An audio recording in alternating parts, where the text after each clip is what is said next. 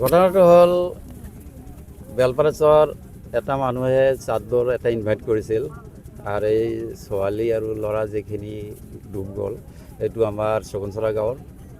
এই চাদ খাই উভতি যোৱাৰ সময়ত মানে সৰু এটা ডিঙিত উঠিছিল, কিন্তু 22জন ল'ৰা ছোৱালী আছিল। এই উঠাৰ সময়তে লোকাখন ডুবি যোৱাৰ পিছত বাদ বাকী 19জন ল'ৰা ছোৱালী উঠিছে, 3জন উঠা নাই। এতিয়াও পোৱা নাই।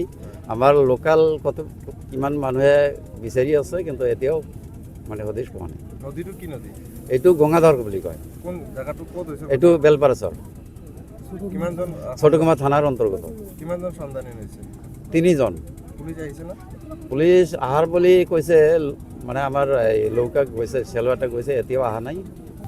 ঘটনাটো হ'ল বেলপাৰা এটা মানুহে চাদৰ এটা ইনভাইট কৰিছিল আৰু এই ছোৱালী আৰু ল'ৰা যিখিনি ডুব গ'ল এইটো আমাৰ শগুনচৰা গাঁৱৰ।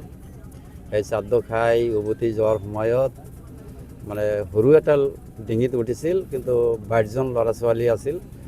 এই উঠাৰ সময়তে লোকাখন ডুবি যোৱাৰ পিছত বাদ বাকী 19জন ল'ৰা ছোৱালী উঠিছে, 3জন উঠা নাই।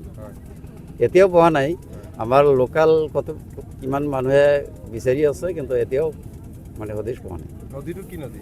এইটো গঙ্গাধৰ বুলি কয়। কোন জায়গাটো ক'ত হৈছে? এইটো বেলপাৰা চৰ, কিমানজন ছোটকুমা থানাৰ অন্তৰ্গত। কিমানজন সন্ধানী হৈছে? 3জন। পুলিচ আহিছে না?